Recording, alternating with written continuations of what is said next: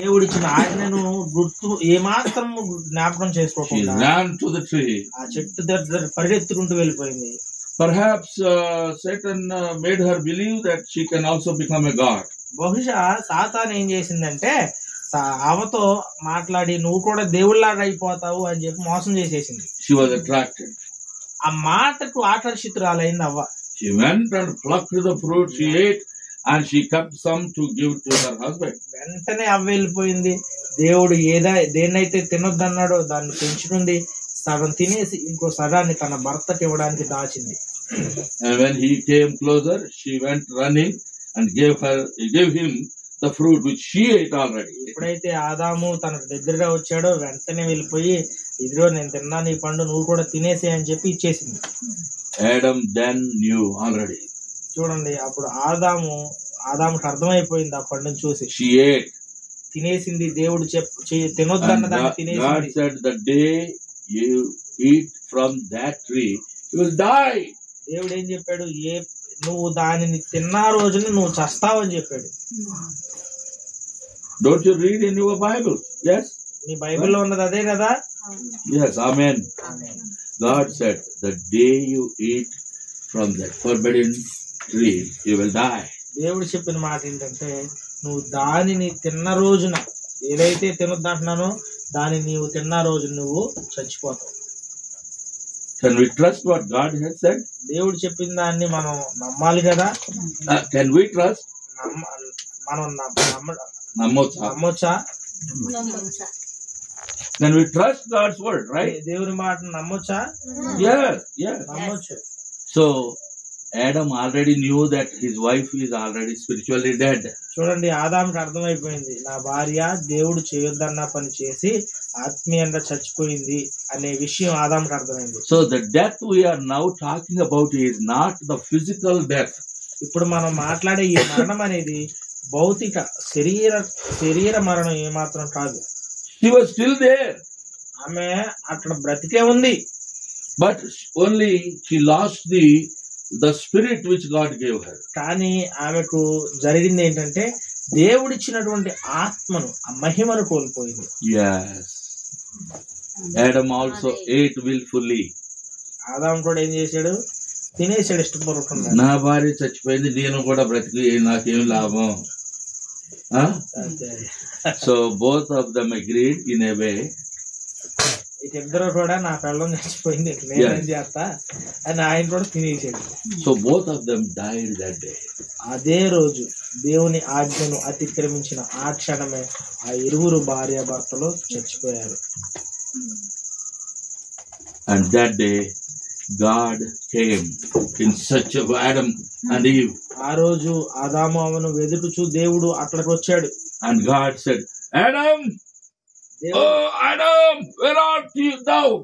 అప్పుడు దేవుడు ఏమని పలుకుతున్నాడంటే ఆదాము నువ్వు ఎక్కడున్నావు? Because every evening when it is cool hour, God used to come down to them to fellowship with them. Adam and Eve. దేవుడు వారితో సహవాసం చేయడానికి ప్రతిరోజు సాయంకాల సమయంలో వచ్చి వారితో సహవాసం చేసేవాడు. Hallelujah. God didn't leave them alone like orphans. చూడండి అనాథల వలె దేవుడు వారిని మాత్రం కూడా విడిచిపెట్టలేదు. You sit there. I just stand there and speak. Okay? Thank you. Yeah. Listen to me, my beloved. నన్ను Yeah. Listen to me. శ్రద్ధగా వినండి. I am done in just a few more minutes. కొన్ని నిమిషాల్లోనే మీ యొక్క వాక్యాన్ని నేను ముగిస్తాను. But I wanted all of us to know why these too many different languages and why these things are happening, why there is discord between men and of different countries, why there is war, why there is death day by day, weakening man's space in the God-given wonderful creation. చూడండి మనిషికి ఎందుకు ఇన్ని భాషలు ఉన్నాయి, ఎందుకు ఇన్ని యుద్ధాలు జరుగుతున్నాయి, ఎందుకు ఇన్ని విభేదాలు ఉన్నాయి, దేవుడు చేసినటువంటి ఈ యొక్క సృష్టిలో సంతోషంగా బ్రతకాల్సినటువంటి మానవుడు ఎందుకు ఇటు పతనావస్థకు చేరుకున్నాడు, వీటన్నిటి జవాబులు మీరు తెలుసుకోవాలని ఆశపడుతున్నాను. When they ate both of them, they lost garments that God gave them. చూడండి, ఎప్పుడైతే చెయ్యొద్దు అన్న పని అవ్వ ఆదాము చేసినప్పుడు దేవుడిచ్చినటువంటి ఆ యొక్క మహిమ వస్త్రములను వారు కోల్పోయారు. Until then, they knew that they were wife and husband. There was no shame. There was joy. But suddenly they ate this fruit and they became shameful. చూడండి, ఆ పండు తినక ముందు వరకు మన ఇద్దరం మనం భార్యాభర్తలు అని వారికి తెలుసు. అదే విధంగా దేవుడు వారిని ప్రేమిస్తున్నాడని తెలుసు, దేవుడు సృష్టించాడు అని వారికి తెలుసు. Because they were spiritually dead. చూడండి, తదుపరి ఆ పండును తిన్న తర్వాత జరిగిన విషయం ఏంటంటే ఆధ్యాత్మికంగా వారు చనిపోయారు.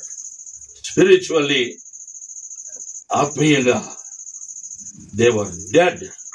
ఆధ్యాత్మికంగా వారు చనిపోయిన వారుగా ఉన్నారు.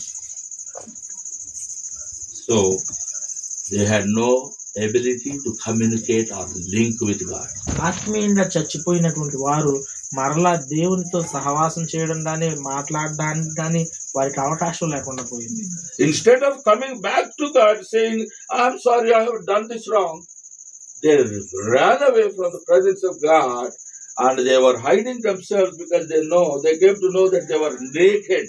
చూడండి, తప్పు చేసిన తర్వాత వెంటనే యేసయ్య దగ్గరికి వచ్చి తండ్రి మమ్మల్ని క్షమించయ్యా అని చెప్పకుండా వారు ఏం చేశారంటే దేవుని యొక్క సమకూలం నుంచి దూరంగా పారిపోవడానికి ప్రయత్నం చేసి మొక్కల చాటున దాక్కున్నారంట.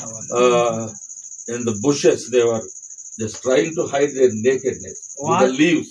వారికి ఉన్నటువంటి ఆ దిగంబరత్వాన్ని, అప్పటి వరకు మేము బట్టలు లేకుండా ఉన్నాము, దిగంబరులుగా ఉన్నామని తెలియలేదు, ఆ దిగంబరత్వాన్ని పొదల చాటున ఆకులతో కప్పుకోవాలని వారు చేశారు.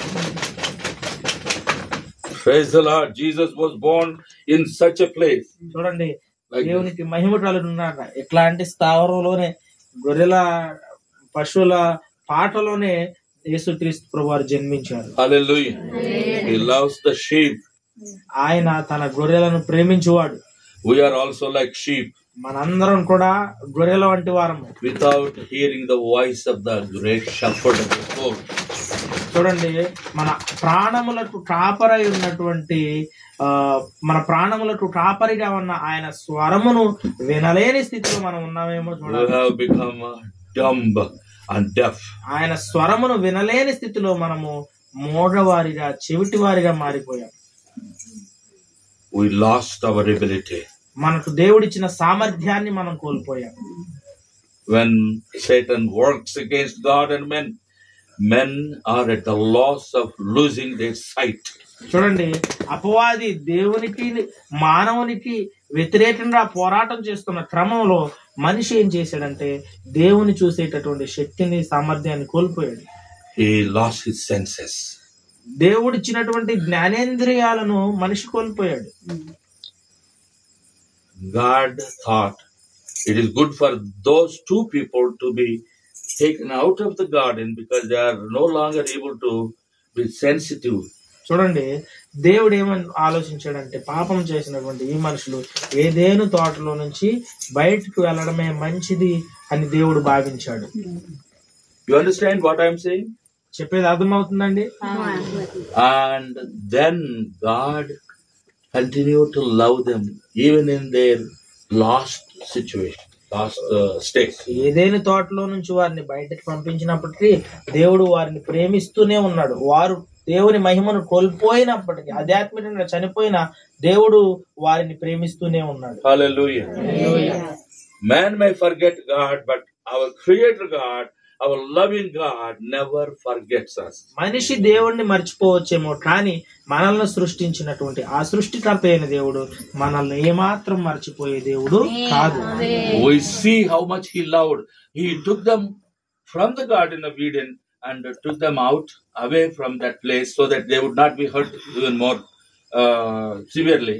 చూడండి, అక్కడ ఏదైనా వనములో పాపము చేసి తమను తాము పతనావస్థ స్థితికి నడిపించుకున్నటువంటి ఆదాము అవ్వలు ఇంకా నాశనంలోకి పడిపోకుండా దేవుడు ఏం చేశాడంటే వారిని ఆ తోటలో నుంచి బయటకు తీసుకుని వెళ్ళాడు. He provided them with long lasting, aprons to cover their nakedness.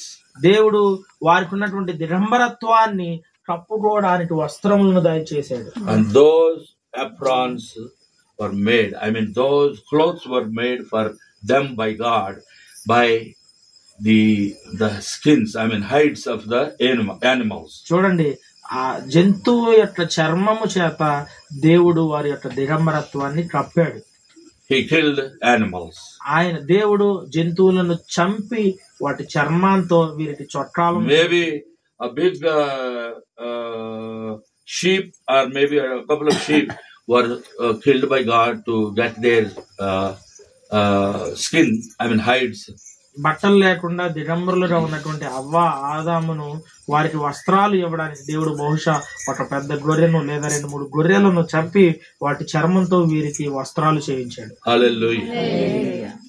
Those innocent animals died to provide the clothing to the shameful wife and husband. చూడండి, సిగ్గుతో ఉన్నటువంటి ఈ భార్య భర్తలకు ఆ సిగ్గును కప్పడానికి, ఆ వస్త్రములు, ఆ దిగంబరత్వాన్ని కప్పుకోవడానికి ఏమీ ఏరుడని ఆ యొక్క గొర్రెలు, those innocent sheep were killed.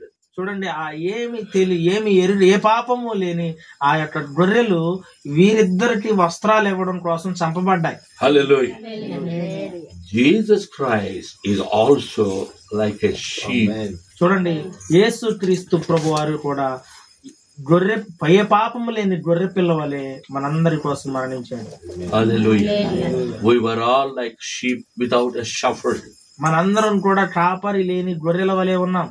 We all need a good shepherd. మనందరినీ సంరక్షించడానికి ఒక మంచి కాపరి కావాలి. The sheep cannot survive without a shepherd. కాపరి లేకుండా గొర్రెలు వాటంతటవే బతుకుతాయా?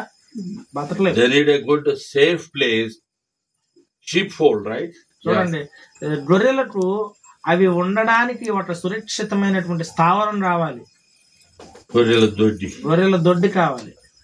Jesus Christ, our chief shepherd, somebody who cares for our souls, he came to this world to be born like a baby in the Bethlehem. మన ప్రాణములను గూర్చి శ్రద్ధగా ఉన్నటువంటి మన ప్రాణములను ప్రేమించినటువంటి దేవుడు మనల్ని రక్షించాలని ఆయన గొర్రెల కాపరిగా మన కొరకు ప్రాణం పెట్టడానికి ఒక గొర్రెకి వచ్చాడు.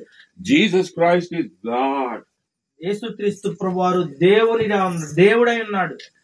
God is a wonderful concept for all of us to understand. God is a triune God. చూడండి, దేవుడు గురించి మనందరం కూడా అర్థం చేసుకోవాల్సిన అవసరం ఎంత ఉంది. మన దేవుడు త్రియేక దేవుడు.